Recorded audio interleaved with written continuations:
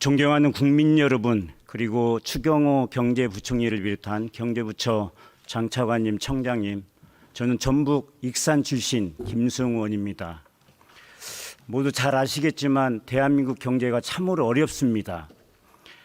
코로나 팬데믹과 장기 경기 침체로 인해서 우리 소상공인 자영업자, 그다음에 일반 국민들의 삶은 말로 표현할 수 없을 정도로 처참한 상황입니다.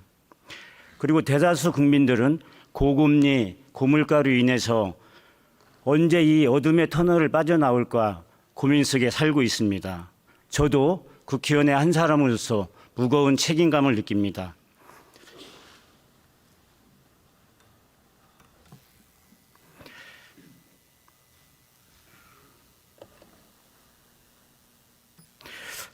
저도 추경호 장관님 국회에서 공직에 있으면서 정부하고 경제정책, 재정정책, 금융정책에 대해서 많은 토론을 해왔고, 이 자리에 또 제가 아시는 분들이 다 경제부처 수장으로 계셔서 오늘 의미 있는 토론을 하고자 합니다. 장관님, 네. 한국 경제 상황에 대해서 어떻게 진단하십니까?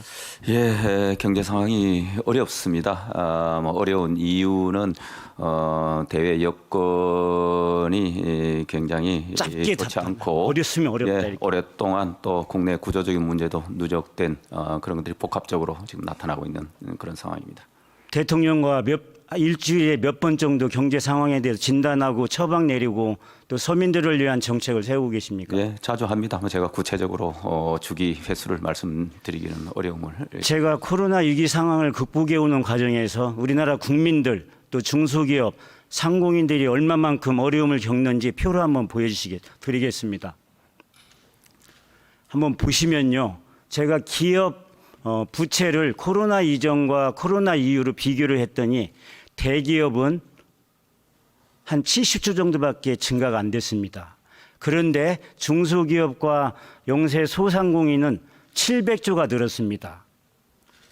다시 한번 가계부채를 제가 보여드리겠습니다. 부총리님, 네. 최근 한 3, 4년 동안의 가계부채가 얼마 늘었죠? 제가 지난 정부로 보면은 지난 정부 5년 동안 약 500조 이상이 늘었고 새 정부 들어서는 아마 절대 금액이 거의 늘지 않은 수준에. 제가 보니까 이제 전 정부 탓하지 마십시오. 지금 최근 5년 동안 보니까 한 250조 늘었습니다. 그래서 대기업의 부채는 70조 늘고 중소상공인, 그다음에 영세 자영업자, 국민들의 부채는 1000조가 늘었습니다. 여기서 절대적인 숫자도 중요하지만 대기업의 부채가 왜 늘었는가 봤더니 이분들이 그동안 계속 투자해오던 설비 투자를 계속하는 과정에 대부분 늘었고, 운영자금이나 코로나로 인해서 직원들의 임금이나 이런 것과 관련해서는 하나도 늘은 게 없습니다. 그런데 중소소상공인, 자영업자, 국민들은 먹고 살기 힘들어서, 소상공인은 운영자금 때문에, 국민들은 먹고 살기 힘들어서 이렇게 엄청 늘었습니다. 지금 고금리 상황에 누가 가장 어렵습니까? 예, 아무래도 취약계층이 어렵죠. 예. 그렇게 이제 단편적으로 얘기하시면 좀 우리가 진단이 안 되기 때문에 제가 고금리 때문에 얼마가 늘었는 얼마의 국민들의 소득이 감소했는가를 봤습니다. 평균적으로 얼마였습니까? 가계당 3.4% 감소했습니다. 근데 이게 부자들 이런 사람들을 빼면 취약계층은 많은 분은 30에서 40% 실질소득이 감소했고 전체적인 평균은 3.4%입니다. 책임감 느끼십니까?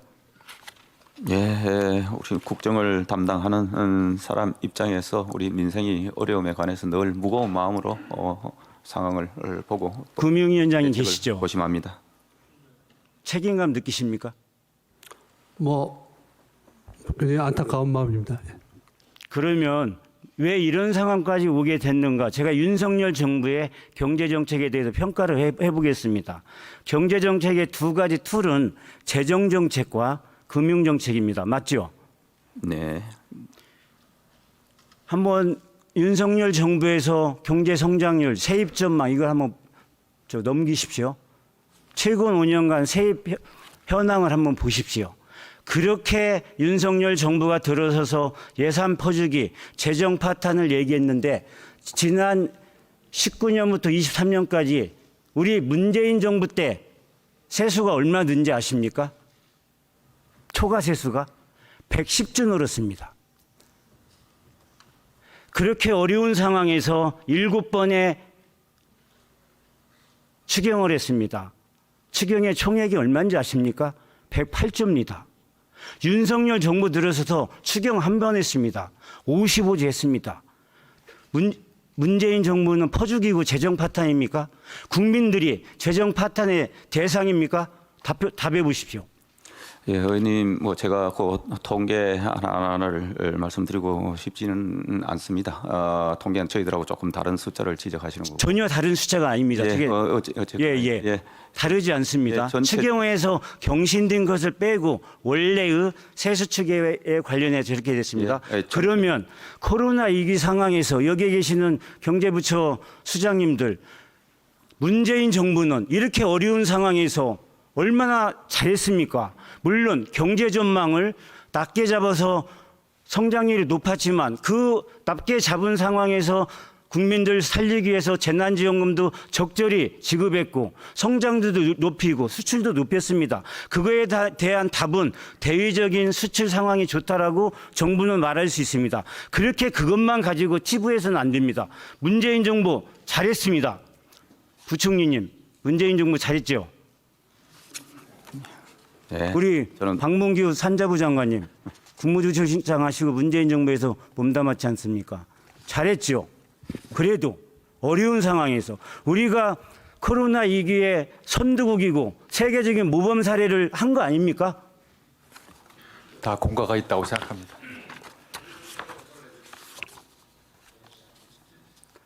그리고 제가 한번 우리나라 경제 성장률을 한번 비교해 보겠습니다. 우리 국내 기관에서 정부는 2.5%를 예상했습니다. 근데 1.4%인데요. 최근에 다시 한번 경제 전망 수정해야 되는데 정부는 국민들한테 미치는 영향 여러 가지를 고려해서 지금 안 하고 있습니다. 예정처는 1.1%로 전망했습니다. 국제기구하고 국제신용기관에서도 우리 한국 경제 전망에 대해서 굉장히 낮게 평가하고 있습니다. 이건 뭘 의미합니까?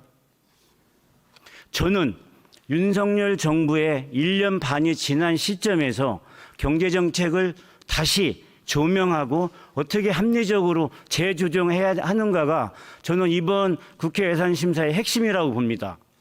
장관님, 예. 1년 6개월 동안 윤석열 정부는 무엇을 했습니까? 예, 정말 벼랑 끝에서 우리 국가 경제가 위기로 전락하지 않고 그나마 우리 경제 활력 회복이나 민생 안정을 위해서 정말 최선을 다 해오고 있다. 다만 현장의 민생 체감 경기는 여전히 어렵다 하는 것을 좀 전에 말씀드렸지만 늘 무겁게 생각하며 이런 부분을 위해서 지속적으로 정책도 지금 많이 해왔지만 앞으로도 중점을 두고 해나갈 예정입니다. 저는 우리 문재인 정부의 소득주도 성장 그거에 대한 명암이 있습니다. 왜? 소득이 낮은 사람들한테 정부의 이전 지출이나 사회 안전망을 강화해서 그분들의 소비 창출을 통해서 경제 성장을 하자는 겁니다. 저는 이 논리가 틀리다고 보지 않습니다. 근데 시장에서 어떤 역할을 하고 정부의 재정 소유가 좀 많이 된 거에 대한 평가는 보는 사람에 따라 달리할 수 있습니다. 근데 윤석열 정부의 경제 정책을 평가하겠습니다. 윤석열 정부는 문재인 정부에서 했던 정부의 개입을 반대하고 있습니다. 민간 중심의 성장 주도 정책입니다. 맞죠? 예. 그래서 규제를 완화했습니다. 제일 먼저 규제 완화한 게 뭡니까? 문재인 정부에서 올렸던 법인세를 인하했습니다. 법인세를 깎아주면 경기가 어려운 상황에 대기업이나 민간 투자가 늘 것으로 봤습니다. 지금 늘었습니까? 늘고 있습니다. 전혀 늘지 않고 있습니다. 민간 투자가 올해 14.7% 감소했습니다. 예. 이 숫자를 가지고 설명을 해보십시오. 예, 저희들이 지난해 세제 개편의 효과가 법인세는 우선 시차를 두고 지금 조금씩 나타날 것으로 예상되고 특히 이 법인의 자회사 배당에 대한 이 세제 감면 혜택을 통해서 해외에서 지금 막대한 자금이 들어와서 국내 투자로 이어지고 장관님 있다. 잘 압니다. 예. 그런데 법인세 인하하고 종부세 인하했습니다. 우리 민주당은 당연히 대기업 초부자 감세라고 할 수 있습니다. 왜 그러냐면 경제가 어려운 상황에 재원을 확보해야 되는데 지금 세수가 결손나고 있는 상황에서 정부한테 왜 이렇게 많은 감세를 통해서 경제를 어렵게 하고 있느냐 당연히 말할 수 있습니다. 그다음에 두 번째로 한 게 규제 완화입니다. 다른 게 아닙니다. 규제 완화. 대기업의 전략기술에 대한 투자를 확대하기 위해서 규제 완화했습니다. 어디에 있습니까? 수도권에 토지, 세금 다 완화하지 않았습니까? 윤석열 정부가 추구한 경제정책은 딱 하나입니다. 부자, 대기업을 통해서 한국 경제를 살리려고 합니다. 그게 살리겠습니까? 저는 의원님께서 뭐 그렇게 경제를 걱정하는 지적을 해주시는 건 좋은데 부자 감세 이런 논리는 아마 민주당 지도부의 의원님께서도 부자 감세 이런 프레임을 가지고 접근하는 건 맞지 않다고 언급하신 바도 있음을 제가 기억을 합니다. 그리고 세제 개편의 법인세 아직 효과는 금년에 거의 나타나지 않고 있고 이 작년에 세제 개편한 거의 세수 감의 영향은 소득세하고 종부세입니다. 아니, 소득세는 낮은 소득 구간에 저소득 구간에 있는 분들의 세금 감면 혜택을 많이 드린 그런 세제 개편입니다. 종부세는 여야가 할 것 없이 대선 지방선거 때 다 같이 종부세 낮추라고 이야기를 해서 국회 합의로 통과된 겁니다. 전부 다 압니다. 예. 자, 올해 60세 세수 펑크납니다. 이거 어떻게 외웁니까? 잘 아시죠? 제가 얘기할게요. 세계 잉여 위국환 평형기금에서 여유자금 27조 가져오죠. 그다음에 지방 교부세 27조 감액하죠. 54조입니다. 나머지 연말에 불용 날 거 한 7조 원쯤 계산하죠. 60조 이렇게 마련합니다. 그러면 어떤 문제가 있느냐? 국민들한테 올해 범위 내에서 지출을 못하게 됩니다. 그러면 가장 피해보는 게 서민들이고 약자들입니다. 그리고 또 피해가 어디로 가냐? 그 피해가 지방으로 다 갑니다. 27조 원의 교부세를 종전에는 정상적으로 교부하고 추후에 교부할 것을 감액하면서 교부했기 때문에 지방에 미치는 영향이 적었습니다. 근데 이번에는 전부 다 감액 규정하면 지방 경제 망합니다. 즉 윤석열 정부에 들어와서 저출산, 지방소멸, 수도권 비대화 지금 엄청나게 촉진하고 있습니다. 이 책임에서 저는 면할 수 없다고 봅니다. 예, 의원님께서 걱정하시는 바로 그런 부분을 저희들도 늘 신경을 쓰면서 대응을 하고 있다는 말씀을 드립니다. 우선 계략적으로 50조, 60조 이렇게 세수 감이 있으면은 바로 우려하시다시피 세수가 덜 들어오니까 지출을 5, 60조 줄일 것이다. 그러면 정말 민생이나 우리 지금 다 문제가 되죠. 아니 제가 설명을 했기 때문에 다 압니다. 지출은 국민들도 다 압니다. 있다 하는 말씀을 드립니다. 오늘 한국은행 총재는 안 나오셨죠? 예. 저는 최근에 한국은행에서 이렇게 발표를 했습니다. 정부의 공공 지출이 소비가 적으니까 공공의 투자가 적으니까 경제 성장에 악영향을 미친다는 거예요. 그래서 올해 성장률이 급감했습니다. 한국은행이 진단했습니다. 그리고 두 번째는 이렇게 되다 보니까 양극화, 저출산, 지방소멸에 엄청난 영향이 크니까 다른 재정정책을 보완해야 된다는 겁니다. 이게 일반적으로 국민들이나 저나 조금 경제를 아는 사람들이 보는 겁니다. 총리님, 부총리님. 예. 왜 미국은 바이든이 IRA 법안 만들어서 통과시켰죠? 네. 왜 국채를 발행하지 않고 세수로 재원을 1,500조 조달한지 아십니까? 미국도 엄청나게 국가채. 제가 말씀드리겠습니다. 국채를 발행하면 시중에 돈이 너무 많이 늘어납니다. 그러면 미국 정부가 예상하는 물가를 잡을 수가 없습니다. 그러니까 정부가 있는 사람, 가진 자들한테 세금을 증가시켜서 재원을 조달하면 이 경제 위기 상황을 빨리 극복할 수 있고 세금을 인상하면 다음에 경제가 호전되면 바로 극복이 됩니다.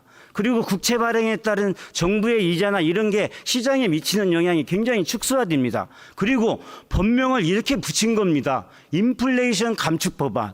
즉 부자나 대기업이 세금을 많이 내면 당신들이 물가 상승의 억제 효과를 내는 중요한 역할을 한다는 것을 기업들한테 그러한 책임과 명예를 부여해 준 겁니다.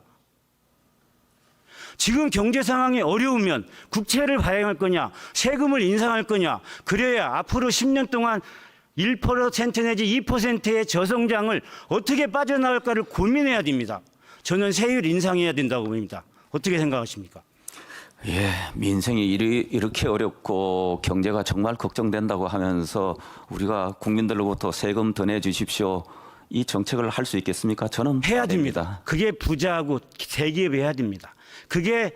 그게 사회적 경영이고 부자의 책임과 역할입니다. 예, 의원님 제가 뭐 그거에 대해서 논박하고 싶지는 않고 제가 말씀드리고요. 나중에 일괄적으로 답변하고 싶으면 해도 됩니다. 한 말씀만 드릴게요. 나중에 해주십시오. 예, 알겠습니다. 장관님, 윤석열 정부가 들어서도 우리 국민들한테 칼을 들이댔습니다. 뭔지 아십니까? 재정 건전성입니다. 이 얘기를 수백 번 제가 들었습니다. 제가 한번 저 채무 보시죠. 저게 IMF에서 올해 10월에 발표한 채무입니다. 우리가 그렇게 많이 선진국의 예를 따릅니다. 일본, 이탈리아, 프랑스, 영국, 스페인, 미국, 독일 채무 건전하다고 엄청나게 얘기합니다. 국가 채무가 43.4%입니다. 한국 채무는 얼마인지 아십니까? OECD 33개 중에 27위로 채무가 양호합니다. 23.4%입니다.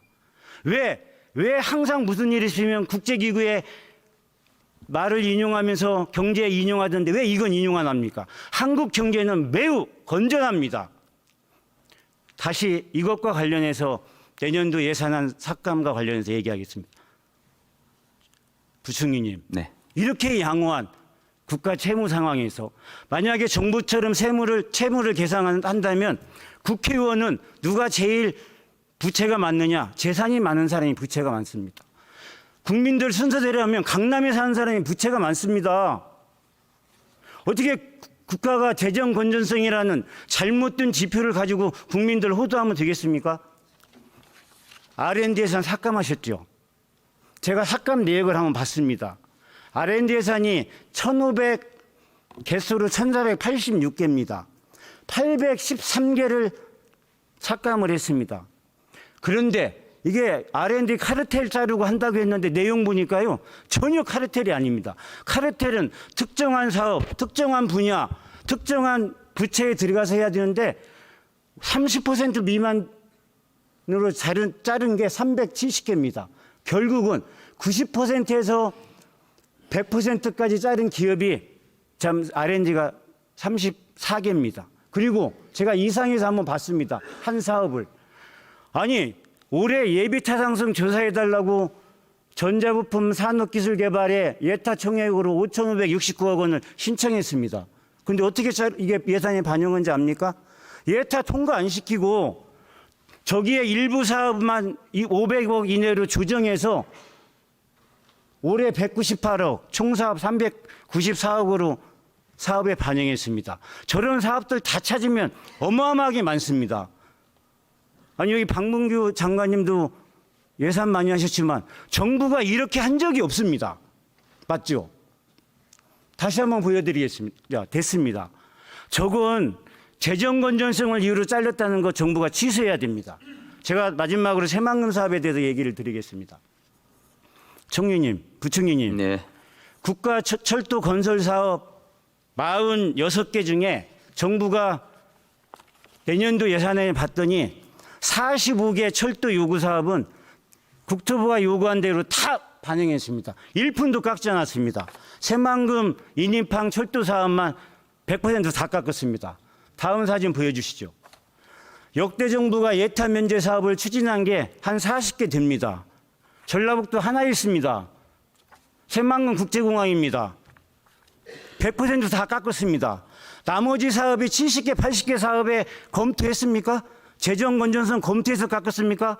부총리께서 저한테 이렇게 말씀했습니다. 재정 건전성이 어려워서 삭감했다고. 그러면 저 사업들은 왜 하나도 검토 안 하고 재검토 안 합니까? 이게 윤석열 정부의 경제정책이고 재정정책입니까? 여기에 있는 경제부처 수장님들 답변하실 수 있는 분 있으면 한번 해보십시오. 예, 제가 말씀드리겠습니다. 우선 새마을 제가 5초밖에 안 남았어요. 말씀하시죠. 제가 그대로 답변해도 됩니다. 예. 지금 매우 중요한 시기입니다. 경제적으로. 윤석열 정부는 대기업 부자만 바라보고 가면 안 됩니다. 사회적 약자, 중소상공인, 자영업자 바라보고 지금 고금리 부문가의 일부 짓는 서민들 바라보면서 경제정책의 대전환을 촉구합니다. 경쟁이